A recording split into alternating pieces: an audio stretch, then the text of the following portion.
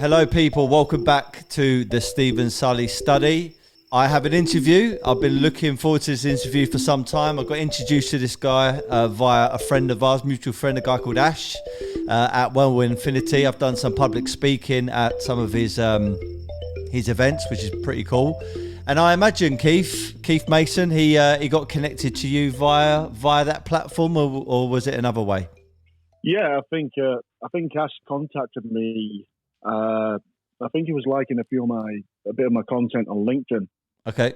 And he just said that he said some very complimentary things about my partner who's paralysed, and obviously me and my partner have overcome 2 spinal strokes, and we've become like an household name over the last 6 months. All for the right reasons.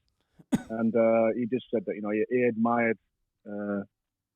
admired me as a man, and from that conversation, we're actually doing a book now. So we're writing the book, which is a memoir about me and my owner's journey. Okay, all right. I mean, I wasn't even going to sort of bring it up, but now you have. I mean, I haven't researched too much what happened there with your wife, and I hope you don't mind me asking you questions. But obviously, when I've seen you on your Instagram and obviously on your socials, you and her evidently have got this love and this connection together. But obviously, I saw she was in a wheelchair, and I did think, as a curious person, what happened there. So, if you don't mind me asking, I mean, exactly what did happen? Yeah. Well, pretty much the owner, she had a car crash before she suffered this spinal stroke. She had a bad car crash, and I believe she had a whiplash. So basically, having whiplash, sometimes it stops the blood flow going from your spine up to your brain, which generally causes spinal strokes. And, Riona had a spinal stroke back in 2015. She was at home. And out. Yeah, you dropped down the steps. Yep. And that's when she damaged her spine. And then she woke up, I believe, maybe a week later in Pinderfields Hospital in Wakefield, to be told that she was paralysed. I mean, pretty much she couldn't move any part of her body. You just can't imagine that. One day you're fit and healthy, you're a school teacher, you love going to the gym. And the next minute you can't move your body. And somewhere down the line, it was a couple of months later, I'd retired from rugby. I was still trying to find my feet, because, when you've played rugby league since you're 7 years old, and then you just cut it off, there's no manual for anybody to make that adjustment into, as I call it, normal civilized life. Because I've never been a type of civilian who wants to, not civilian, but someone who goes to work 9 to 5, or, when you're playing sport, you're in like a bubble, basically. And then that's why you see a lot of athletes turn to drugs and alcohol, because they're looking for that high. And, for me, I went through a tough spell, but I always stayed in the gym. I was always in there. And obviously, I got through that. And, thank God. But, I can tell people now, I can tell my story, testimony of that, sports is one chapter of your life, it's not your whole life. And I've always been the type of person that likes helping people. If someone wants to come to me wholeheartedly and ask for help, now don't get me wrong, there's a lot of people out there who ask for help and just use you. They just want to just use your kindness and use what you've got or who you know. And generally the people who come who need help, I'll always reach my hand out, because that's what type of guy I am. So Rihanna reached out to me, and she asked me to train her. Now, I'd done my personal training qualifications while playing rugby. Something to fall back. It's something that I knew, fitness is something that is a big part of what I do, looking after my body. So I passed my personal training qualification. So when I retired, I had something to do. Obviously the other things I'm doing now, but just to stay in the gym. So Rihanna reached out to me and said she had a problem with her legs, but she never said that she was paralysed. So she says, "Oh, can I come over and would you train me?" I said, "Sure, yeah." So I'm at the gym, and she travels, 20 miles come and see me. I think it's quite a long way to come. Yeah. And she rocks up and she's in a Q7 and she jumps. Well, she doesn't jump out. She shuffles the bum out of the car and I'm stood at the door. And I see her get out the car and she's got these crutches. And I'm like, you know, are you sure you're going to be all right to train me on her? She went, I forgot to tell you, I'm paralyzed from waist down. And I just like I was kind of shocked. But at the same time, because I'm such an optimist, I was looking at her thinking, the fact that she's turned up and rocked up and wants to get in the gym and work out was something that struck with me. I admired that, you know, and I just said, you know what, let's give it a go. Let's see what we can do. So, you know, I'm not trained. I'm no doctor, no physician. I don't know how to train someone with a spinal cord injury. But what I did do, I used all my experience and I kind of worked around the injury. So when she came into the gym, she sat on a bum.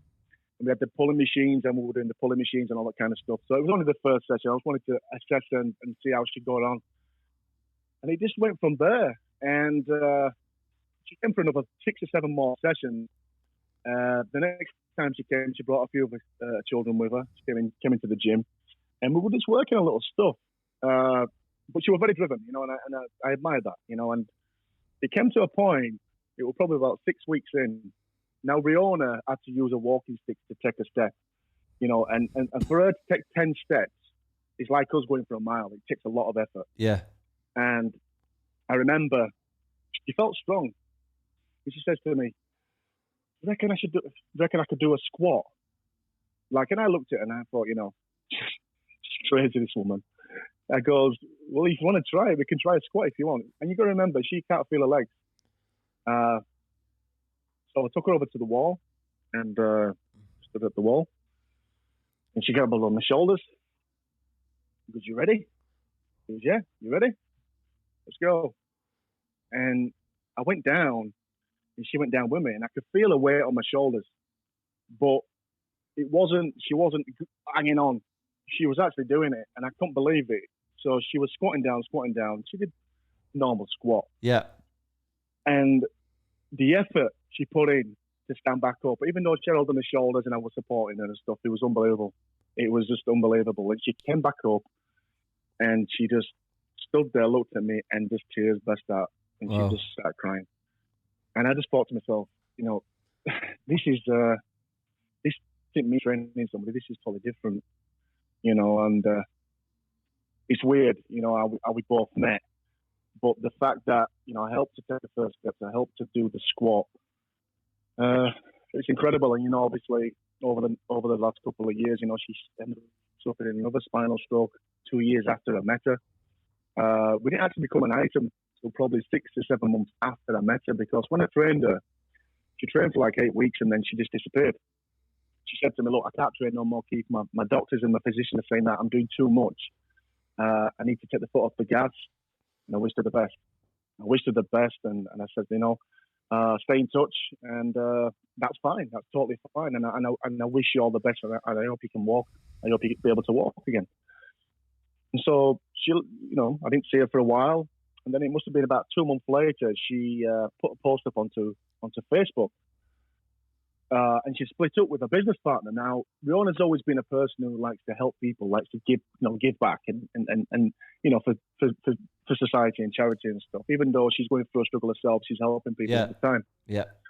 And I saw that she fell out with this business partner, and she put a status up on Facebook. I thought, you know what, I'm going to reach out to her and see how she is. You know, I've not spoken to her for a while. How are you doing, Riona? And I actually asked her if she wanted to go for a coffee. You want to go for a coffee anytime? We'll have a catch up. And lo and behold, she got back to me. She says, you know what? I could do with a coffee. And I think it was the very next day we met at a friend's restaurant. We went to my friend's Turkish restaurant. And we sat down, and it wasn't like the trainer and Riona this time. It was Keith and Riona. And we just started talking about faith and God and you know, my career and stuff and what I've had to overcome and the struggle I was going through at that time. We just clicked. You know, she said to me that she fell for me that night. She thought, I want to be with this man, and you know, the rest is history, mate. You know, we've overcome so much. That's such a moving and compelling story. And straight away, when you told me about describing her getting out the car to come and train with you, and you didn't even realize that she had issues with her legs. Yeah. I straight away thought about all those people that I've been around, all those people that say, "Oh, I can't get can't get up and out in the morning to go train into the gym, or can't go for a run." What do you say to all those people that have excuses, knowing what she's done?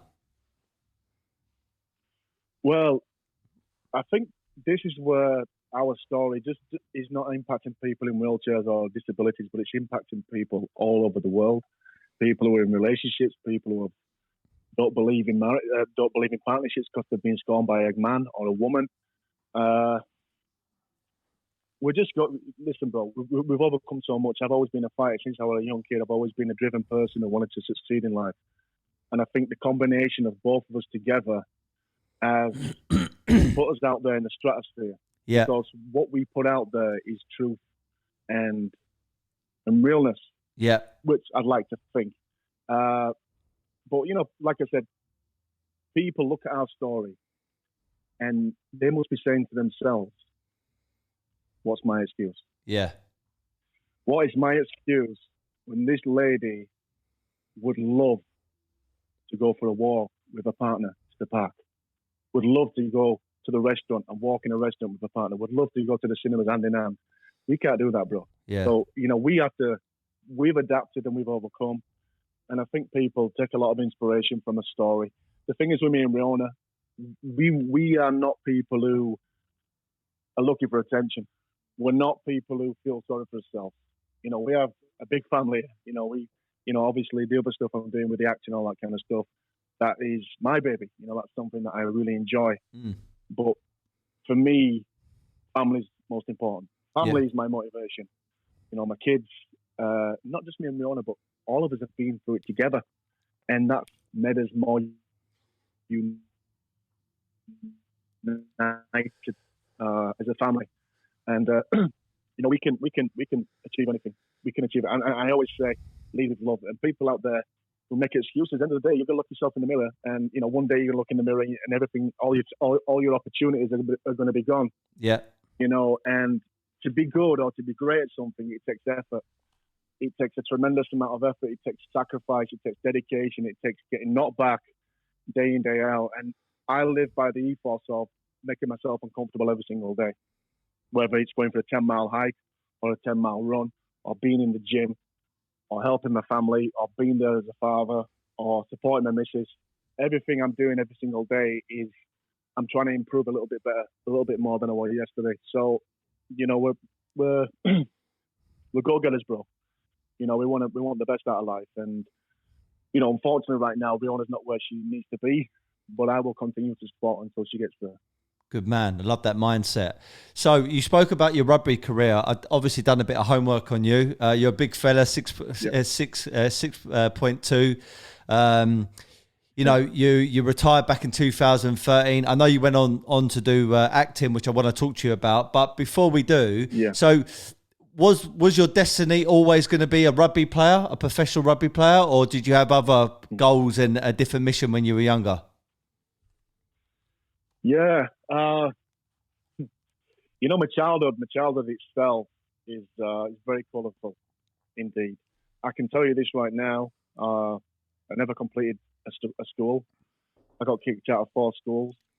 You know, pretty much my destiny was going to be me ending up in jail because I grew up with single mom, 5 brothers and sisters. I was a kid always full of energy. Like I had too much energy for any other kid.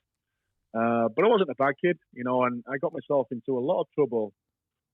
So no father figure about, and I believe, you know, when you're a young man, you need that discipline, because when you leave that door and you go outside and you go with your mates, and generally my mates were a lot older than me, you know, a lot of them give me a lot of love, but a lot of them got up to no good, and I went through a pretty bad spell there where I was in trouble with the police quite a lot.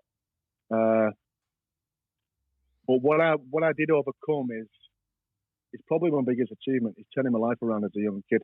rugby league was something that I was always good at, but I never had the discipline. I never had the focus because my environment was saying that I shouldn't make it. Where I'm from, I shouldn't make it. I shouldn't do it.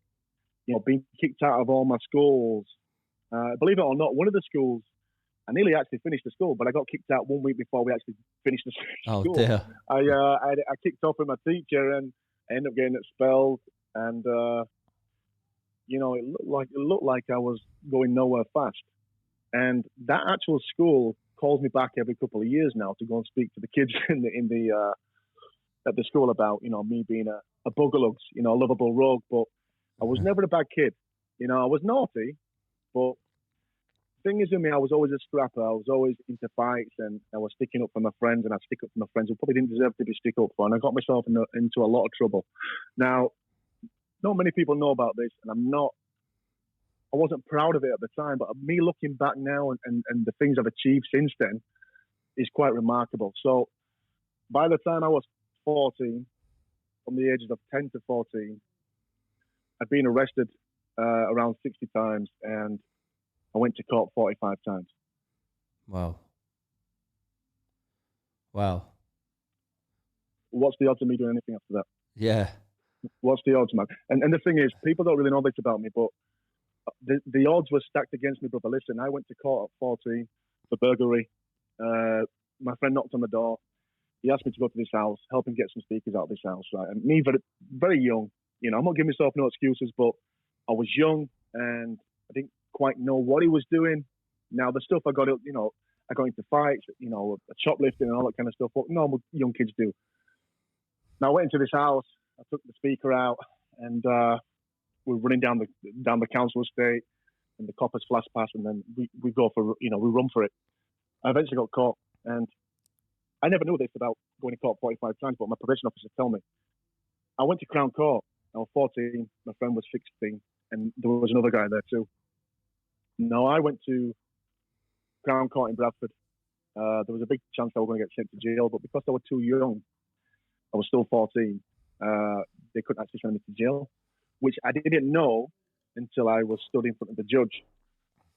And that's where my life changed. That's where I set my goal out to be somebody. Yeah. I came out of court. The two friends, my friend who I did all the misdemeanors with, by the way, he went to jail for 2 years. The other guy got sent to jail for 2 years. And I walked out, and my mum was there. And I thought to myself, you know what? Like, my mum, my brother's an alcoholic. I had a sister who was a heroin addict. I thought to myself, I've put my mum through enough now. I need to change my life. I need to really roll my sleeves up because I could see where my life was going. Mm. And I'd seen people die. I've been in crack dens and smack dens, I believe it or not. When you're a young kid, walking into places where it'd be a nightmare for my kids to see anything like that. And for me to get through that and achieve what I've done is remarkable. But I definitely think that God had, he had a plan for me because the odds were stacked against me. But I'm going to change that through effort and will and dedication and discipline. And that's the way I live my life right now. And that's why I've achieved all the way through my life. And I always say you change through two different emotions in life, and that's through pain or desperation. Mine was desperate. I was desperate to get out of that situation. The thing is, for me, always talented at rugby league, but no one really thought I was going to do anything because of the way I was. Now, I walked out of court, and it was like an epiphany. I just thought to myself, you know what? I'm done with that life now. You need to grow up. You need to behave, and you need to make your mum proud. And from the very next day, all my fingers off. Started smoking weed. I used to smoke a bit of weed and stuff. And I had this vision in my mind that I wanted to be a Super League player. It's so profound. A 14-year-old kid to flip my life 180 just like that and say, that's not for me. I can see where I'm going. Was very profound for a young kid to think like that. And from the very next day, I started running. Go out, please. Do an interview. Thank you. So the very next day, Steve, I started running. I used to go into the graveyard on Christmas Day. I was 15 years old. I'd train for 2 hours. I'd do hill sprints up there. I'd take a boxing bag, believe it or not, down to the football field where I lived. Right. And it'd be thunder and lightning, and I'd be hitting that bag. And I had this dream and this vision that I wanted to be somebody. And I'd hit that bag for 2 hours straight in the pissing down rain. And I remember my friends were stood up on the bridge and they were all smoking weed and stuff. And I'm like, what's Keith doing, man? Is he nuts? He's off his head. What's he? You know, they even tell me now, even these people, I see him 20 years later, and they say, Keith, you were right, weren't you? Because we were all taking piss out of you, you know, and saying, what's he doing? What's he doing? I had this dream, I had this conviction. I could see where my life was going. And it's funny. It's like I was running away from that life. I was running away. And that's why I just, you know, I did what I did in sport because I was hungry. Yeah. You know, hunger counts for a lot, man. You need to be hungry in everything you do in life.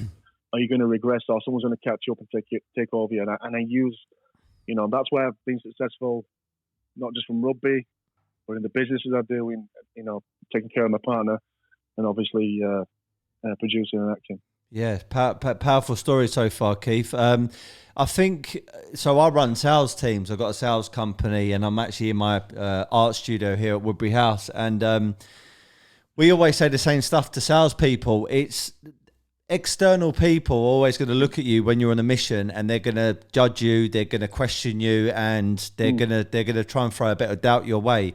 The only person that needs to believe in your mission is you. And as you just said there, you was in the park hitting a bag. No one else could see the destiny that you were gonna hit apart from yourself. And on top of that, you need that hard work, which I love. And that's why I love interviewing not just business people, but also athletes, because athletes and raw business people, they've got the same mindset. It doesn't matter what happens, whether something happens in their career or something happens in the market, they find a way to win. And that's what I love about interviewing you guys. So I was going to ask you, actually, you're built like a heavyweight, right? You're a big guy, and you just mentioned boxing there. And I'm a big boxing fan. I've had a few boxing fights myself. Was there ever a chance of you maybe not going down the rugby route and maybe hitting something like boxing or another sport? Yeah. Well, you know, I used to train boxing. I had a few fights when I was a kid.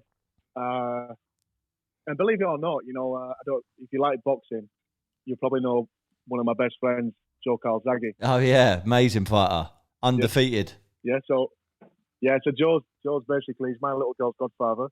Oh man, amazing. I met Joe about 11 years ago. We're very, very close. In fact, he came to Leeds, supported me in a big court case I had against Huddersfield Giants. He got on a train, come all the way to Leeds, and supported me. That's a proper friend. Good man. But I met Joe from Mickey Rourke, and I'll come to that. But Mickey Rourke, obviously, I befriended Mickey, and Mickey got me into the films. Yeah, and that's why I'm doing what I'm doing now. But Joe's we're very, very close. You know, I was there for his dad's funeral. You know, and Joe struggled. You know, Joe struggled life after sport. And I remember Joe telling me that, you know, when you retire, Keith, you're a long time retired. So he says, you know, I know you, because when I retired, I was quite young. But at that time, you know, rugby league, I was disenchanted. I had a big court case, and I just lost the love. And if I can't do something to my maximum ability, there's no point doing it at all. And Joe was saying to me, you know, you're a long time retired. And then after that, you know, I did struggle because it's difficult. It's I can't explain it. If you've not played at a high end, I mean, I played at the very top as a rugby league player. Joe was the very top at his profession. When you don't get that same high, you look for that high, you know, in different places. Try and replace it, yeah. Yeah. So basically, cut a long story short, Joe said to me, he says, if you'd have started boxing as a youngster, I reckon you'd have been a cruiserweight champion. Now, that coming from Joe Calzaghe, I will take that every day of the week. Mm-hmm. I'm not a fighter, but, you know, I can look after myself. But I'd rather look after my family and put my energy into good use, you know, put my energy into me bettering myself. But, yeah, you know what, I'm probably a bit long in the tooth now. But, you know, if a fight came up and it was good money, I would step in the ring and I'd probably get Joe to train me. Oh, I'd love to see that, mate. I would absolutely love to see it. And I would definitely pay the money as well. So I would definitely want to talk about your acting career, etc. Because I know through Rook. Obviously, you just mentioned there that you've been in a few different things. But with your rugby career, then who were some of the best teams and some of the most favourable moments that you had playing rugby? Well, obviously, starting at Wakefield, believe it or not, before I signed, when I kind of sorted my life out, went back to my old team, just the more, and I got selected for Yorkshire. I got selected for the England schoolboys, which is the best 25 kids in the country. So I went from going to jail to coming out of court. Within 12 months, I was playing for my country. That's how fast my life turned around, and that was through, like I said, sacrifice. And then when I came back from France, we played France. All the boys had been signed professional, bar 2 players. So I had to go trial, thinking, why I signed, and I went to Bradford. I went to Bradford Bulls for a couple of weeks, probably about a month and a half. They turned around and said, look, we're not going to sign you on a full-time contract. We'll continue to pay your bus fare, which is six buses 4 times a week. I decided not to go. So then I went to Castleford, same thing. Yeah. Trial there. They turned around to me and said, look, we just don't think you're right at this moment in time. We're not going to sign you. Now, any kid what's being knocked back, not just once, but twice, would generally give in, right? Yeah. You'd lose belief in yourself. A lot of people would anyway. Because and listen, I was gutted. But what always kept me going was my old life, where I come from and where I am now. And I thought, I've got to keep going because there's nothing else for me to do. Then I went to Leeds, and I trialled at Leeds. Leeds were a great team, great young team. I was there for 6 months. And I remember one day, Dean Bell, who was the captain of Wigan in New Zealand, a legend of a player, pulled me to one side and said, listen, Keith, I don't think you're ever going to be a Super League player. Now, knowing I've been rejected once, twice, and now I've got this man who's been there and done it telling me I'll never be a Super League player. That was the last straw. The camel's back was just about broken. And I remember leaving there and thinking to myself, what am I going to do? What am I going to do with my life? I've given it my best shot, and now this guy's telling me I'm never going to play Super League. And a lifeline came. An old guy came up to me and said, listen, Keith, give it one last shot. So I did, and I achieved my goal. Wakefield Trinity came in, offered me a deal. I think it was for £5,000 for the year. And when I signed that contract, I thought, wow, I made it. My advice to any kids out there is, if you don't succeed in life, never let it be for the lack of effort. Give it your absolute best, because when you give it your absolute best, not only do you become better, but you learn things about yourself and you learn things about other people. And if one door's shut, doesn't mean all doors shut. You've got to keep persevering, keep pushing forward and have belief in yourself. And that's what I did. And when I signed for Wakefield, I signed for a team that was at the bottom of the ladder. And I signed for them, and I played the first game, and I was like a man possessed. I did like 30 carries, 50 tackles. It was a trial game. They signed me after that game. And then we went for 11 games unbeaten. I don't know whether because I'd signed for them and I've come in and I've given that boost, but we won the next 11 games. Now, Wakefield wasn't really a good team, and I came into that team, and the following year, we actually got to the final. Wow. And that same year when I signed for Wakefield, I actually played Super League. I was 17. It's unheard of. So from that guy saying to me, you're never going to be a Super League player. In fact, that was probably my greatest failure ever, because it lit a fire inside of me I didn't know I had. And it just made me hungry and made me want to win at everything. Like in fitness, I was actually the fittest player in the whole squad, not the academy, the reserves and the first team. I was a 17-year-old kid, and we do Californias, we do bleep tests, and I would beat everybody. And obviously the head coaches saw me and they thought, we love this, we like this kid. And they gave me my first team debut.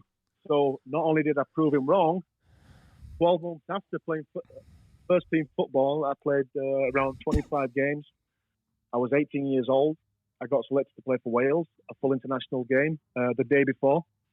We played England down at Wrexham. They had some of the best players in the world playing for them. I think we had 2 Super League players in our Wales team.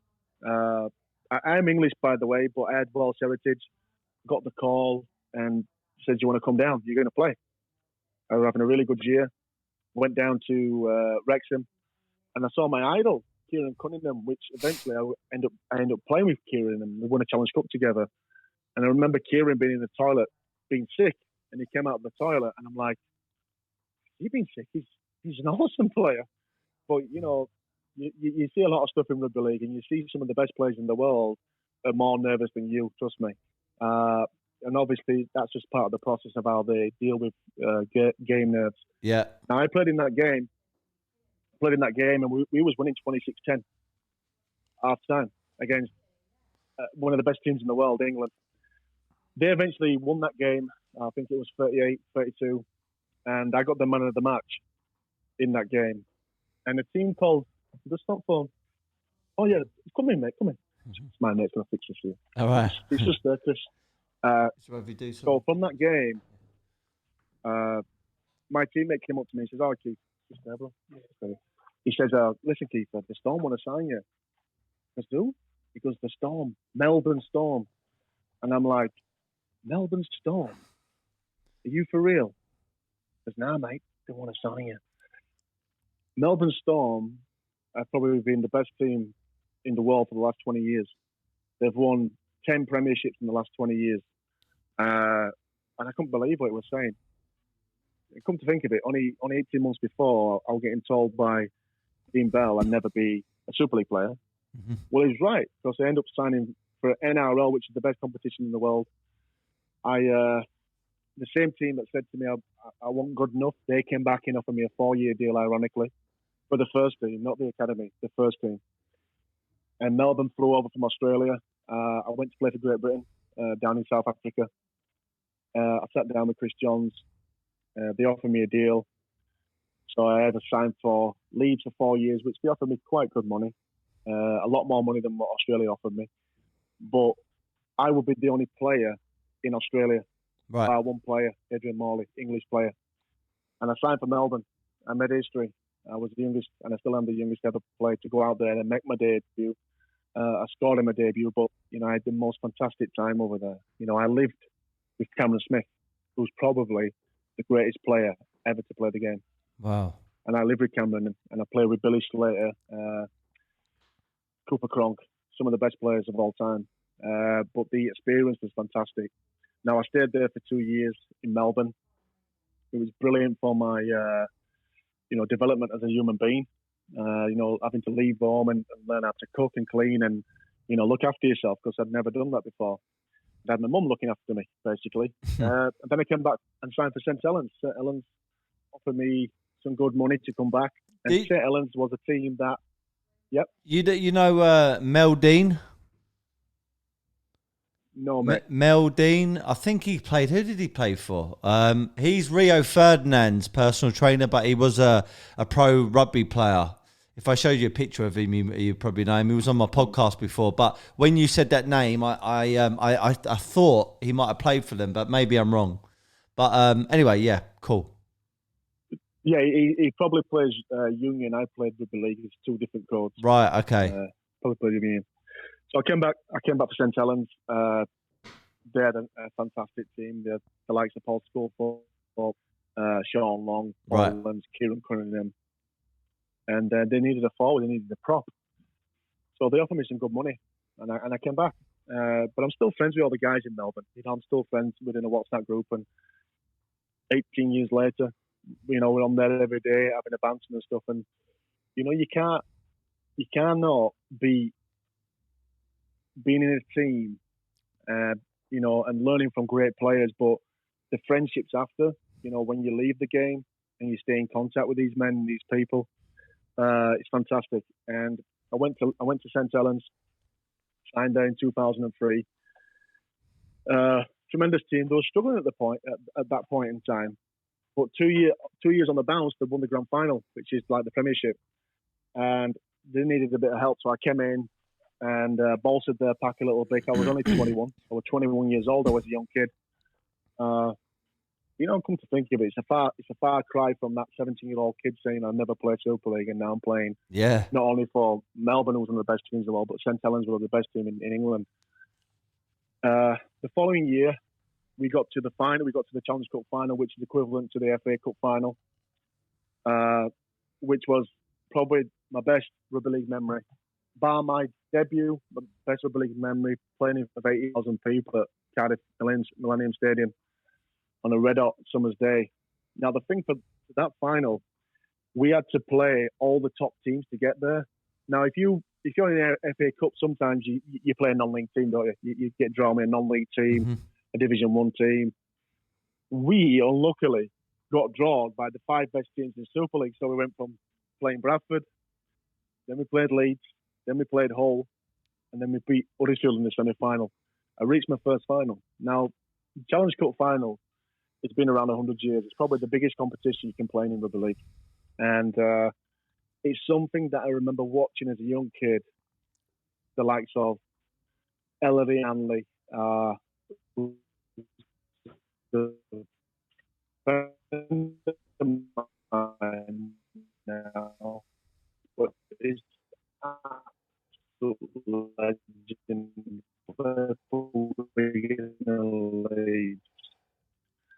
Now, we played Wigan. I played for Saints. We played Wigan. Wigan and St Helens is probably the biggest derby in world rugby. They hate each other.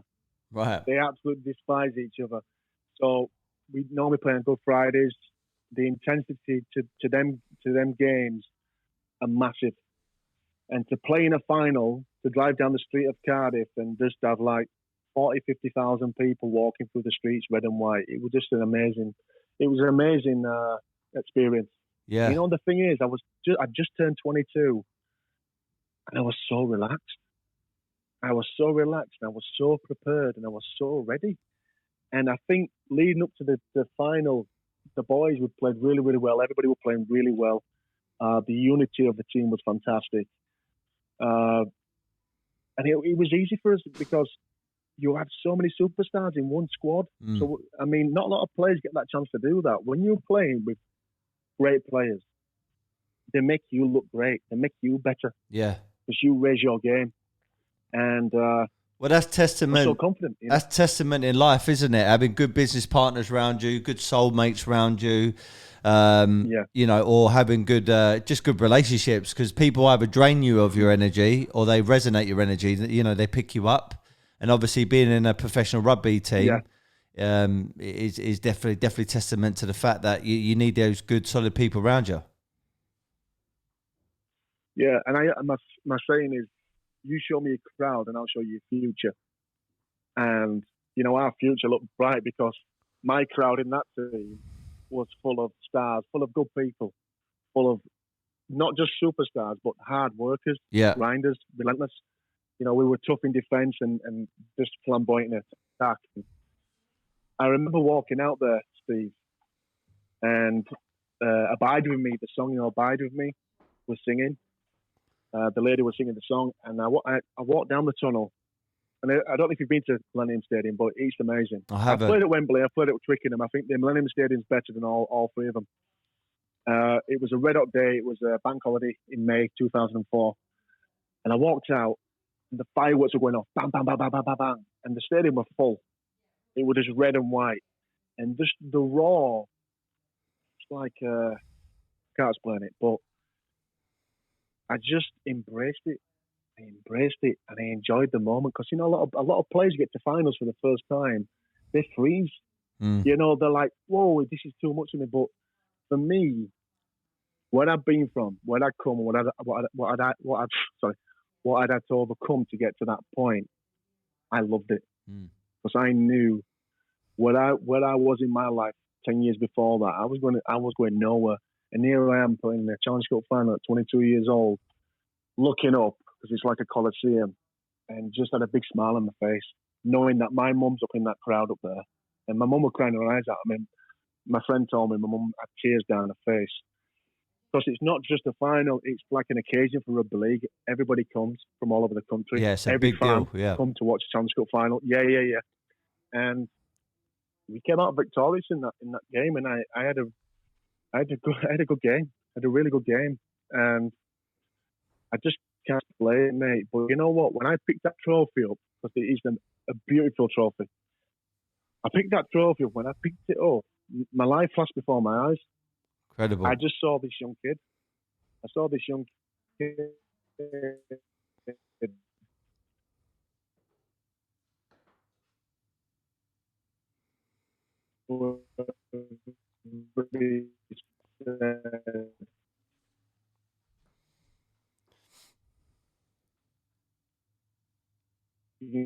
reviews and going to Melbourne, coming back, all came at that one point, and I actually felt like then I'd arrived. Yeah, I'd succeeded. I was a somebody, and it wasn't just for me though. It was for my mum, because the sacrifices she made, she put all her dreams on hold for us to be who I am, and the more you get older, the more you appreciate, because you become a parent yourself. yeah. And my son, believe it or not, signed for Wigan, which is the enemy. Yeah. But yeah, I mean, I had a good couple of years at St Helens. I won the league there the year after, and then I spent 7 years at Huddersfield Giants, where I got the Player of the Year in 2009. Got to another Challenge Cup final. We played at Twickenham, which we lost against St Helens. Got to another final in 2009 at Wembley, which was another dream come true, because all the Challenge Cup finals you watch when you're a kid are all at Wembley. I ended up playing there. We lost that final, which was a killer. But yeah, I mean, listen, everything I've learned through rugby league, it's learned me everything about perseverance, character, never giving up, leadership, teamwork, and all the good things I've learned from my career. I use them now. Yeah. Into day-to-day life, and I think that's why you see me doing the things I'm doing. Because even like producing my first film, I pretty much got everybody involved, like the locations, the actors, and you've got to believe in them. You've got to have some chemistry. You've got to believe in that person, and I kind of control the set like a captain. You know what I mean? Yeah. And yeah. for me, I mean, I've been on film sets before, and Mickey Rourke said to me, he don't like actors, right? And he loves athletes. And I could understand, because you get these people who get the little 2 seconds of limelight, but they take advantage of it. And it goes to their head, me, maybe. That's not a really nice. Yeah, and it's not a nice trait, mate. I took my partner down to London, and who was in this TV series called Jack's All Dead, and there were some people just really kicking off, and I'm like, what? Are you like this all the time? Are you like this? I'm thinking to myself, are you like that when you're at home with your family? Yeah. Is there any need for that? Because you can get stuff done by not talking down to people and swearing at people, and just being polite and having good energy. I just hate it when people think they're so important, or they think they're God's gift. They have a right to speak down to people, and it reminds me of, you can tell a lot about someone when they're in a restaurant. The way they talk to a waiter or waitress tells you a lot about that person. And that's what it reminded me of when you were talking about being on the film set there. I think I always believe that, dream rises to the top. You know what I mean? And I think through life, you're going to confront about 80% nonsense and 20% good, if that makes sense. Yeah. Whether it's people reaching out to you on LinkedIn, or it's hard to find someone who has the same beliefs and values as yourself, and someone who's not in it for them, someone who's in it for the whole picture. And like there again, you cannot succeed on your own. I could not succeed as good as I have without the support of my family, without that foundation of having my partner there, children there. It's a team effort, bro. Life is a team effort.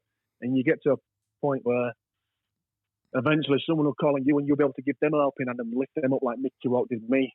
Mickey Rourke gave me a call, going to be in a movie, gives me an opportunity. What have I been doing ever since? I've been giving people opportunities left, right and centre, and saying, there you go. because I know that these people I give opportunities to, they really appreciate it. And there's Yeah. no better feeling than giving someone an opportunity and they really appreciate it. And the funny thing is, you could give that same opportunity to someone you've known all your life and they won't appreciate it. Yeah. So you mentioned about the transferable skill, obviously being a captain, being an athlete, especially specifically in rugby, it gave you that determination, motivation to transfer that skill into acting. But how did that come about? Because you mentioned you got a call out the blue almost, and then from Mickey Rourke, and then is that how you transitioned, or what happened? What happened there? No, so I played at Wembley in 2009 for Huddersfield Giants, and after the game, Tom's Cup final. After the game, we got invited to Stringfellas, a few of the boys, by a guy called Christy Whelan. Now, Christy Whelan's dad is the man who wrote Chariots of Fire, which is a very, very old film. His dad wrote the film. Just thought I'd throw that in there for some reason. And so he got an invite to Stringfellas in Covent Garden. So me and a few of the boys went to Covent Garden. Now, this is back in 2009. A couple of months before that, I watched a film called The Wrestler, and it had Mickey Rourke in the film. And I just thought it was a tremendous film. And I thought his acting in it were top notch. It's a really good film, actually. It's quite depressing at some parts. You feel really sorry for him, don't you, in that film? Yeah. Yes. And it was like much like his life. He was a star, and then he just self-destructed, put it all away. And this film was his comeback film. That's when I met Mickey Rourke on his comeback, when he was on fire. Now, I was in Stringfellas. I was at the bar, having a drink, drowning my sorrows because we lost the game. And then I saw this big black guy walking, and I saw this guy behind him. And the guy had a waist jacket, right? So, like my arms out now. His arms are out. He had a red leather waist jacket, had the long hair. I remember looking at his arms, and his arms were really lean and muscly. And I was like, if someone's got a good body, I'll look at them, oh, he works out. And then I looked, and I thought, that's Mickey Rourke. I said to the mate, I go, that's Mickey Rourke. I watched him a couple of months ago. He's in The Wrestler, and I'm speaking to my mate, and my mate's just looking at me like, what are you talking about? Now, my mate was 4 or 5 years younger than me. He didn't even know who Mickey Rourke was. I says, oh, never mind. And I thought, I need to go say hello to this guy. I need to say hello to him. For some reason, I've always been a bold type of guy. Like, if I want to do something, I do it. Yeah. Like, not just say hello to somebody, but if I have a nudge and I want to do it, I have a gut feeling about it, I'll just do it. I'll get it done. Not think about it. So I went up to his bodyguard, and his bodyguard was called Derek, and I said, hey, Derek, could I say hello to Mickey? He goes, yeah, sure, kid. You so he walked over to Mickey. He whispered his ear, and then Mickey looks up and looks over at me. He goes, yeah, sure, come here. So he waves me over. So I go over to him, and we've got his challenge cup suits on. Grey suit, black tie, black shirt. There's about 6 of us in there, so we all look like, like a team. And I looked at him, he sat down. There's the strippers dancing there, women, with the bras and all that kind of stuff. And I said, hey, Mickey, it's great to meet you, man. And I really like The Wrestler. I loved you in that film. And he's sat there listening to me, looking at me, looking me up and down, like, who's this guy? Who's this big guy? Yeah. And I says, I love the film. I goes, well, that film, is that a bit like your life? He goes, yeah, pretty much, kid. And he goes, what are you, man? Are you a gangster? You an athlete? We had the suits on, and obviously he caught the other guys over there, so he's thinking we're heavies, right? And I says, no. I said, I play sport. I play rugby. I played at Wembley today in a final. She goes, you know what? I think I watched you today on in my hotel room because it's on BBC. Yeah. And he goes, I watched the rugby game, Wembley. Is that you? He goes, because I fucking love rugby, man. You guys are fucking tough. And that was it. We just got fucking talking, and we're like, you're connected. Straight away, yeah. And he were like, hey, he's like to his stylist, hey, look at this kid, he's this big fucking kid. And he said, you want a drink? Because you want some food? Because you can buy food and bring your pizzas and stuff. Yeah, sure. So we sat down and I walked back to the mates. Fucking Mickey Rourke. And I thought, this is the only highlight of my day because obviously we lost in the final. And I'm saying to him, fucking can't believe this. I cannot believe it. And I sat down and he stood to his word. He bought me and my teammates a few drinks. He bought us a big massive pizza. And the woman took a bra off and threw in the bra. And he's like, yeah. And he grabs the bra and he puts them down and he's rubbing them on his, on his bits and pieces. And then he pulls it out and he grabs it like a rugby ball. Basically, he grabs it like this, yeah. He screws it up. And he's like, you ready? And he throws the bra to me like a rugby ball. And we were just having this little moment where we were just fucking having fun with this movie star. And I'm like, this is absolutely crazy. So he gives me a call back over. He goes, hey, Keith, come here. He goes, come here, mate. I goes, yeah. He goes, here, where are you going to be in 2 weeks? I went, I'm probably training, Mickey. Play rugby. I've got commitments and that. He goes, listen, man, I want to invite you as my guest to the GQ Awards. I went, GQ Awards? He went, yeah, it's like a big event, and I'm up for the Man of the Year, and I'd love you to come with me. I went, really? He goes, yeah, take my number. I thought, well, this cannot be real. Now he's giving me his number. So I said, sure. He goes, hey, Jack. So he went to his pal. I said, Jack, give me your number. I took Mickey's number. I had Mickey's number in my phone, and then he took my number, and then he rang me, so I had it stored. And he says, what are you doing now, kid? I went, I don't know. He goes, well, listen, we're going to go to a club called the BLC Club, which is the British Luxury Club in London somewhere. Does you want to come with us? I went, sure. So him and Derek gets up, and Jack gets up, and they get in the BMW, the way outside for me. Mickey's going, come on, follow us, jump in this cab here. So we get in the cab, we follow Mickey, and we just go on this little adventure. So we're following Mickey around. We get to this bar. Mickey goes inside the bar. I'm stood outside. I says, oh, I'm Mickey. My name's Keith Mason. So he radios through, and then we go downstairs. So we go downstairs. The players go downstairs. We're just like, this is a bit surreal. He starts arm wrestling a few of the players. And he whoops my teammate, who was very strong. He's got big arms, 15 stone. He whoops him on both arms, right? And then my friend walks over, who's 6'5", 19 stones. He starts wrestling him. He beats him on one arm, then the other arm, which is his right arm, he tears off his bone. He tears the muscle off his bone. So because he's pissed off, he's drinking tequila. Boom. And I come in and go, Mickey, give it a go. He goes, oh, I can't. Because what's it? He goes, fucking arm. I think I pulled it. And if you look at him now, he's got a band on his arm, and he's got that much bicep left of his arm. Oh. So basically, he tore his bicep off the bone while he was out. Didn't even flinch. And we started talking. He was stood there, I was stood here, and his bodyguard was stood there. And Mickey's looking at me, looking at his bodyguard, and he just starts crying. He burst out crying, and I'm just, is he all right? What's up with Mickey, Derek? He went, no, it's all right, kid. He just said that you remind him of his brother. Oh. Yeah. His brother Joe died of cancer. I said, what is he? And he pointed up. Oh. And he was crying. And I just thought, this is a very surreal moment, a very profound moment that the guy's looking at me thinking I remind him of his brother. And I always think to myself, did Mickey look after me because I reminded him of Joe, because Joe was his best friend. And that was my first time meeting Mickey Rourke.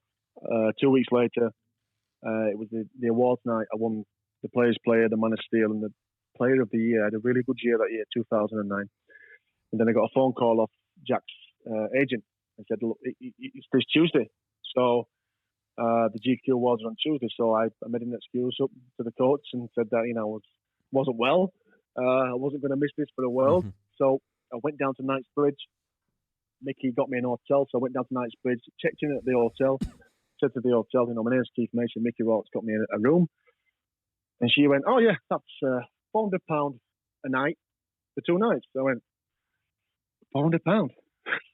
I don't think this is in the deal. I don't have £400 to pay for an hotel room goes, no, don't worry about it. Mickey's pay for it. You've got a minibar and stuff. So not only is he inviting me down, but he got me 2 nights at the beautiful hotel in Knightsbridge. Lovely.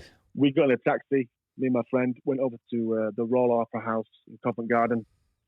Went upstairs. Mickey was down in the auditorium. I remember Jason Statham give Mickey the Man of the Year award. And I was stood at the top of the steps. And I remember Guy Ritchie coming up the steps, and Guy Ritchie went past me. He goes, "How you doing, mate? You all right?" Shook my hand. What the hell? And then Eva Mendes walks past me, and I'm looking at them, mate, going, "Eva Mendes, man, this is crazy." And then Jermaine Jackson walks past me. David A comes up, shakes my hand. And then I remember seeing Jason Statham coming up with Mickey Rourke. And then Mickey gets at the top of the steps, and I have my shirt for him, and I throw him his shirt. I goes, "There you go, Mickey." I goes, cheers, Keith. And he puts my shirt on. He's walking around. He's got Mason on his back. And he just won the Man of the Year. And Jason Statham came up to me. He goes, "All right, Keith, mate. I've heard all good things about you. How you doing, mate? You all right?" I'm like, yeah, cool. So that's then, a good impression, that. We had... Oh, cheers, mate. So me, Mickey, and Jason, we just hung out all night. We was in a corner, and pretty much everybody were looking at us. We went from the Covent Garden. We went to Jason's bar, which is called the Wellington in Knightsbridge. And we got to the point where we had his pants around his ankles, and we had his penises out nearly, and dancing with Jason Statham and Mickey Rourke. He just couldn't write it. So after that night, he invited me over to New York. End of season, 5 weeks later, I flew out to New York. I went to stay with Mickey for a week at his place in Greenwich Village in down New York, where all the stars live. And I just couldn't quite believe it. You know, he got me a plane over there, and the next minute I'm chilling with a movie star. And then he flew me over to Beverly Hills. He flew me over to Beverly Hills. We stayed at the Sunset Marquee for a week, and then we moved into his big house, which is one drive down from Rodeo Drive, which is called Camden Drive, in a big Beverly Hills mansion. Every time we come to London, we'd hang out. We'd go to the Jonathan Ross show. We'd go to restaurants. And then that's how the film role came up. You know, he gave me a call. It was about a week after I won my court case against Huddersfield Giants, which was a team I played for many, many years. And just gave me a call and says, "You know, Keith, I've got an opportunity for you. Do you want to star in a film alongside me?" I went, "This is good news." That's what I was thinking. And I thought, "Yeah, sure, Mickey. When is it?" So I was still playing for Castleford then. I was, "It's going to be next week, and I'll only need you for a day, but you're going to get paid, and I'm sure you've got lines." So I was like, I can't believe what I'm hearing. And I said, "Sure, I'll be there, Mickey." So I made sure that I wasn't training and went down there. Lo and behold, I had 13 lines, which is probably about the same amount as Arnold Schwarzenegger in Terminator. Mm-hmm. And I played Mickey's henchman. I played Mr. Steiner, and it was a full day's work. I remember Joe gave me a call because Joe was in London. He was staying at the Paddington, and "Oh, come over, man," because we're all good friends, me and Joe. And Joe came over. I ended up staying at Joe's house that night in Paddington. We went out had a good night, and I just did the film, and everything just felt natural, because I would not only were doing it with Mickey Rourke, but because I knew him, I wasn't as nervous. And the casting director and the director was just a cool setting, and I did it, and I saw Mickey got paid like over £250,000 for a day's work. And I thought to myself, man, if I work hard at this, man, I could be bringing a rain check in like that. And listen, I was very blessed to be given that opportunity to start a film. People work 10 years to get an opportunity like that, and obviously I jumped the bandwagon. But listen, I've been out to Los Angeles. I've done my masters in acting, and I've done my road work. I take it really, really seriously. I didn't at first because it didn't quite hit me, but I realised when I retired from rugby, what I wanted to do is get into the acting. Yeah. And now, I've just produced my first film. It comes out in March, Imperative, which is a crime thriller, and it's my first lead in the film. So, the future's bright, man. But it took a lot of hard work, and like I said, I bring a lot of my characteristics and the work ethic I brought from rugby league into everything else I do, and that's including acting. And what I love about it as well, Keith. I mean, there was so much. I could have stopped your conversation so many times and spoke about many stories within in what you were saying. But ultimately, like, your personality's got you there, your drive, your attitude, etc. But that one conversation with him has led to so much, and I think that's so important for people to listen to, because networking and taking opportunities when other people are a little bit afraid of having that conversation can open so many doors. It's such an important message to get to people. So I admire that. One of the things, or one of the movies, or let's say series that people are gonna know is Peaky Blinders. That's obviously been a phenomenal thing on Netflix, and I've got to be honest, I fucking love it. It was just so powerful. It was quite motivational. It was quite. There were so many different things I could say about it. What was that like, working on the set of Peaky Blinders? Yeah, well, that was great. That came about through my agent. I got the role, but at the time, I was in the mix of a bit of depression. I wasn't really being myself. 2014, I got the gig for Peaky Blinders. It was actually a speaking role, and I rocked up there, and I didn't sleep well that much that night. I wasn't disciplined, and I wasn't really focused, and I wasn't ready to make that next step to go into the acting world. And I understand that now, because you need to go into it wholeheartedly and look after your body and look after yourself, and because your body is your instrument. And I did that, and it was good fun.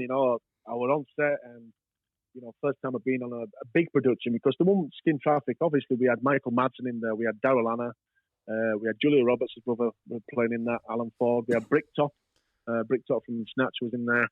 There was some really big Tom stars, Hardy as well. but it wasn't a massive. Oh, Tom Hardy, Peaky Blinders, and Tom's somebody who I admired. When I was coming through, when I was watching actors and people who I like to watch, Tom Hardy. I think I like his early stuff and that, but with Tom Hardy, you're just getting Tom Hardy every single time you watch him. He's doing his voice or he's doing something stupid. But I like Daniel Craig. I know people say I look like him, but I'm not. You do a like bit. He looks like you me. do a little bit, yeah. Yeah, but like a younger version. But he's just a guy that gets it done. He looks like he's a hardworking guy, and he's not about social media and all that kind of stuff. Like, if someone said to me, "Would you want to watch a Rock movie or Daniel Craig movie?" I'd want to watch a Daniel Craig movie 100 times out of 100, because The Rock to me is he's not someone who he just plays himself basically, and he's making money, and that's good on him. But for an actor's ability, you want somebody who plays different roles. Versatile, yeah. Yeah, well, like my character in Imperative, he's a guy that loses his wife. His wife and his daughter gets kidnapped, and he becomes a recluse. He becomes an addict. He's pretty messed up. Any man would be. People can relate to that. You losing your wife and never seeing him again. But he drinks alcohol every day. He takes cocaine. To block out the pain, basically. So what he feels inside, he tries to numb it by self-medicating with drugs and alcohol. And a lot of people can relate to that. But the thing is, he's a good copper. He's tough. But really, inside him, he's soft. He's got a good moral compass, but he doesn't trust anybody. And there's that mental health aspect to the film. And that's been a very challenging role for me. But I've really enjoyed it, and the dialogue in it is quite heavy, And if you look at some big stars, they don't have much dialogue at all. Like Jason Statham or Daniel Craig, you won't see him saying big long-ass Hamlet dialogue messages or speeches. They're just like straight to the point, succinct. And I think obviously sometimes you need to. For certain roles, if you're going to be an alpha male, you need to be succinct, not dabbling on. And obviously, a lot of the work is the material. It's all about the writing, really, because you could do a film, and if the writing's garbage and it doesn't make sense, then how are you going to be able to carry it? Do you know what I mean? And the kid who I worked with in Imperative, believe it or not, he's only 19, but he is so ahead of the game, man. He's such a whole soul. And I knew I had to keep him on the straight and narrow because a couple of years ago, he struggled with addiction and stuff. But I saw some of his work, and I thought, if I get this kid focused, we can do something pretty special. And that's how Imperative came about. So, yeah. That's solid stuff, mate. So just to sort of round off the conversation, because I always felt that I was going to talk to you about your rugby career, obviously your acting, which we touched on, and then finally, you're also a businessman. I see here that you're setting up a CBD company as well as another brand off the side of it. Funny enough, my brand partner for the podcast and also my sponsor is a CBD company called the Woods Co-op. Based up in Manchester. Right. They're really, really cool. So I know a little bit about it, but I'm not an expert. So how come that's your new venture, your new sort of enterprise?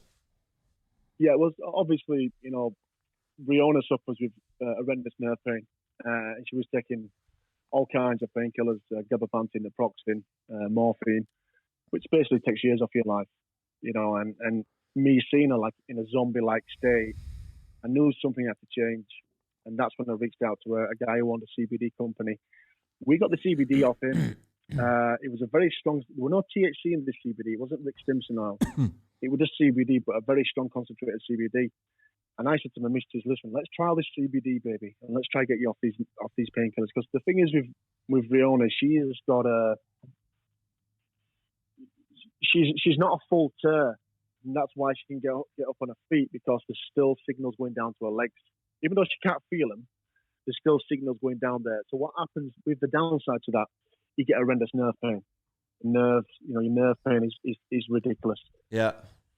So I got on the CBD, and Riona pretty much cold turkey for 6 weeks. And she was really, really poorly for around 5 weeks. Wow. And she's not been on it ever since. That made me want to invest in a company and create my own brand, which is Project Mason. I reached out to a guy called Adam Tracy. He already had CBD Health Relief. He's already got a company, and he also deals with Rick Stimson oil, which is the THC and the CBD, which is saving people's lives all over the world. It's helping people with nerve pain. It's killing tumors. It's amazing stuff. I can send you some details about the Rick Stimson oil. You will absolutely love it. If you can't sleep well, take the Rick Stimson oil. You have the best night's sleep ever. If you're suffering with nerve pain, the Rick Stimson oil is fantastic for that. And is it on? So we got around that. Pipettes? Is it that, like droplets? Yeah, you've got like a syringe, which is the tar. Yeah. Syringe, and then you've got the drops. But you put 3 or 4 drops, and we've got the edibles as well. So yeah, we set up. We had the idea. We're doing the alkalized distilled CBD water, which is going to be the biggest seller for us. Project Mason. The bottle looks like a Voss. Voss. Yeah. Yeah, it looks just like a Voss bottle. We've got 3 different strengths of the Project Mason CBD: 500 milligram, 1,000 milligram, 1,500 milligram. We've got roll-ons. We've got muscle rub. We've got muscle cream. We've got CBD protein bar, CBD protein shakes. And we're looking at launching. It took us quite a while now, because obviously with COVID coming in, everything stopped. But now things are starting to pick up again. We're looking at launching just before Christmas. So I'll send you some samples down if you want, mate. There's no problem there. Yeah, powerful. Thank you very much. So, okay, just a few more things then. What's the future for you then, Keith? Like business, acting, where do you see yourself in the next 5 or 10 years? Well, obviously, I've got, with Rugby Blood, I didn't mention Rugby Blood, but I created the first ever rugby league comic called Rugby Blood, which features actual Joe Calzaghe's in there as a character. All right. We've got 40 of the best players involved in the comic. The actual kid in the comic is based on my life. So it's showing you a young kid who has to overcome adversity and has to overcome struggles to be a star player. And, I said to the artist, he came with the idea, why don't we make it about you? Because your life is so inspiring of where you've come from and what you've done after that. And we thought, let's make it a little bit autobiographical. And I basically got Super League to endorse it. I went to Super League, which is like the Premier League, and I spoke to Robert Elston. I says, would you want to endorse this comic? It's like it's never been done before. And, there's a massive fan base out there for comics, and why not make these players into superstars? into superheroes. So I reached out to some of the best players from all over the world and asked them if I could use the name and the likeness, which they all agreed to, which was a masterstroke. I just came up with, like I said, making them bold decisions, not thinking about it, just asking them. And obviously most of them knew who I was from playing. So then Rugby Blood, we launched Rugby Blood. The second one's coming out next year, the edition. And I did a deal with O'Neill's. O'Neill's is it's the biggest Irish sporting brand over in Ireland. It's been around for 100 years. They came to me and we collaborated with the business side of things. And I've got my own sports line, Keith Mason's Rugby Blood, which we have 3 different playing jerseys. We have the tracksuits, we have the bottom shorts and all that kind of stuff. And that was in space of 6 months of launching Rugby Blood. Now, Rugby Blood was originally a film script, which I'd written, but we want to do an anime and we want to do figurines. So that's the future regarding Rugby Blood. We've got the comic, hopefully the film, the anime, figurines, and obviously we've got the sports line. Film-wise, Imperative, that's going to come out in March, April, so you're invited to the premiere, bro, if you want to come up. Oh, I'd love to, We're looking at having the Carl Zaggy there as well, so the premiere will be probably March, April 2021. That'll be in Leeds. I'm going to hold you to that, Keith, mate. I'll be up there. Yeah, get yourself up, bro, man. Yeah, you're invited. So if that comes off the premiere, then we're going to distribute the film worldwide. We're going to distribute with a co-producer, Dizoni Chen, who's directing me in another film in February, March in London called Cookster. He's going to distribute to Indonesia. We're going to get the film onto Blu-ray, and we're going to hit all the film festival circuit. Now, we're looking at doing a TV series for Imperative based around the main character, which is Jack Sullivan, DCI Sullivan. We really want to triple down on that series. Obviously, I've got other film roles coming in, which is not my productions, but this is my production. And I just want to keep improving, bro. Obviously grow my brand, my CBD brand, grow myself, grow as an actor. 5-10 years is a long time as an actor. I'm going to learn so much. And, ultimately, my most important thing is to see my family flourish and see Riona hopefully run again. And also, we have got a 10-10 challenge in February, which is covered by This Morning Britain, where we'll be covering 100 miles in 10 days, raising money for the Motor Neuron Disease Company, Neuron Disease Charity, Stroke Association, and the Keith and Rihanna Foundation, where we're going to help people in similar situations to us. So that's one is going to be it's going to be tough, but we're going to get through it. So basically, Rihanna will be in the wheelchair. I'll have a harness around me, and I'll be basically running or walking around a track for 10 miles for 10 days, so 100 miles. Powerful. Mate, you're the definition of a go-getter. So if someone stumbled across this interview, Keith, what kind of advice, let's say someone young, and they're looking or listening to this podcast and they're getting a bit of inspiration from it, what kind of messages can you give to people going into business, going into acting, going into, just becoming the best version of themselves? Because you've been there and done it so many times over, what advice can you give to people? Never let anybody tell you what you can't achieve. Never let anybody tell you that you can't achieve whatever you want to achieve, whatever you put your mind to. Sometimes in life, you have to break away from the crowd, because it's so easy to fall into that mediocrity of life, do what everybody else is doing. And I know deep down inside that most people, and I know this anyway, everybody's got greatness inside of them. You just have to find it. And when you find it, never let it go. And you got to work hard. You got to persevere. It might take you 5 years. It might take you 10. It might take you 15. But in the process of you getting to that ultimate goal where you want to get to, you're going to become a better person. You're going to build upon your character. You're going to get knocked back, you're going to get knocked down. But if you keep moving forward and keep pushing on, you're going to become a better version every single time of yourself. And I think our ultimate goal in life is to be the best we can possibly be and share it with the world. People see a little bit of my story, and some bits are inspiring. But the good thing about me, I never get ahead of myself, because you're only as good as your last game. You're only as good as your last film. You've always got to keep moving forward and keep improving. I've got so much improvement in me And sometimes I get frustrated because I think, I'm not there. But you know what? If you make all the right decisions, I think discipline is the number one. And don't be scared of failure, because fail yourself forward, because life is about failure. That's when you learn. How are you going to learn if you win all the time? How are you going to learn if you don't put yourself in stressful situations, taking yourself out of your comfort zone? And like you say, you've got one life, man. Go get it. Pick a goal, go after it with everything you've got. But ultimately, it's about being a good person as well. It's working on yourself, because you can be an awesome athlete, but you can be a shit dad at home. You could have $1 million, $10 million in the bank, and you could be unhappy. And for me, working out is a big one. Working out and taking care of your body, because you need this body to live in. And people forget. You see millionaires and billionaires who are overweight, and you think, well, how would he deal with a crisis?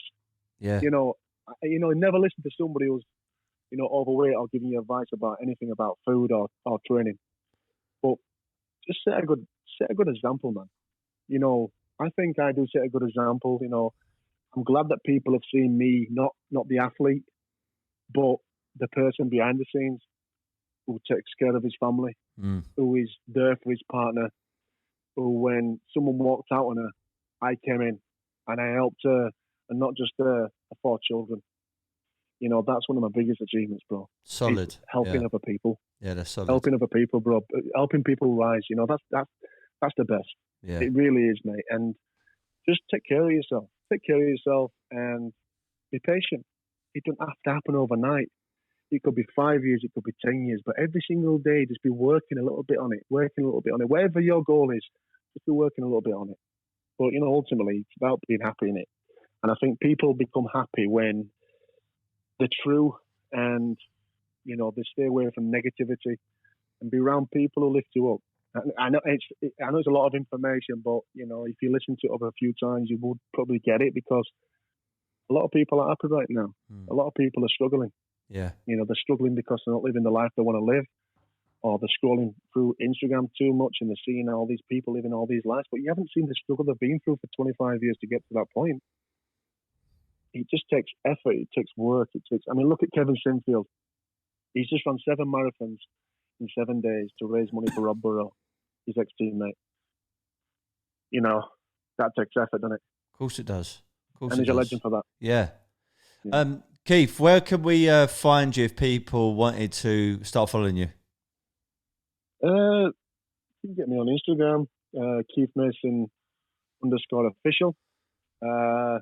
Facebook, Keith Luke Mason.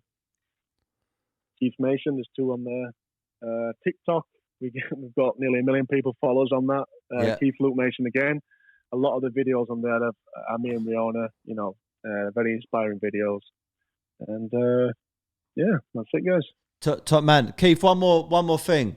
So my catchphrase, my quote, my ethos is be happy, never content.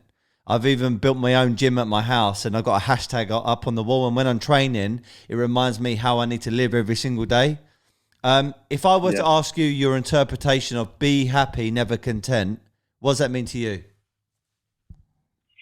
For a start, I like that. You're saying be happy, but always be in a state of wanting to grow. That's what you're saying, innit? Yeah. Be always in a state of wanting to get better, because being content is like Christmas Day having a pudding. You round all your family. I understand what you're saying. I think as human beings, we can push ourselves to the absolute. You'd never imagine how far we can push ourselves, and we have got a duty. Everybody on this planet's got a duty to be the best we can be, and then ultimately inspire somebody else to do the same. Yeah. And my quotation, very similar to yours, is no sacrifice, no glory. Because there's no glory without sacrifice. And sacrifice and discipline will get you where you need to go. And discipline means eating the right food, getting the right sleep, everything. Being kind, being courteous, and your life will change. If you get up and just switch your mind for a full 180 for the day and just be kind to people, just go away from your normal habits, how you speak to people, how you connect with people, and how you speak to yourself. Make it positive, because we all have that little chatter in his head every single day. We're like, nah, not today. You're too tired. You don't need to.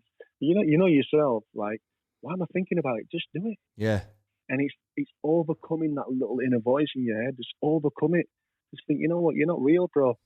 I'm gonna go for it. But it takes a tremendous amount of effort. It takes persistence and discipline to be the best you can be. And have good people around you. It's very important to have good people around you. People who support your dreams, people who want you to win. Instead of turning around to someone and saying, "Oh, I've just achieved this," and they go, "Oh, right, okay." We don't want this type of people. We want people who go, "Awesome, I love that. Keep it up." Encourage each other. People don't encourage each other, man. They don't encourage each other. But I mean, that's why we're speaking, because there's not many people who do stuff like that. Yeah. The reason why, because it takes effort. It takes something from you. Yeah. And people aren't willing to give it because they think, "Oh, well, if I give them that, then they might not give it." No, just you be the example. Be a leader. Powerful stuff, mate. Well, listen, thank you for your time. I know you got to get off to your wonderful family. I really, really appreciate everything that you shared on here. No doubt it's going to give people a lot of encouragement to go out there and be the better version of themselves. This podcast is going to be out in 2 weeks' time, so I'll obviously be sharing it with you, Keith. And let's stay in communication, bro. Really, really, really, really happy that we got this podcast done. You're welcome. You're welcome, mate. I'm sorry I couldn't be down there, but I'm sure 2021, if I'm down in London, I'll come and we can do a part 2. Yeah, nice one. Thank you very much. Maybe bring Joe Calzaghe down with you and we can do a three-way conversation. Yeah, maybe, yeah. Well, if he invites me down to, he's got a place down in London, but if that came about, then yeah, sure, we could do that, mate. Double whammy. Top man. All right. Have a great night, yeah? Be happy, bro. Never content. You nice too, one. man. Bye. You too, brother. Bye. Stay safe. Bye-bye. See you, mate.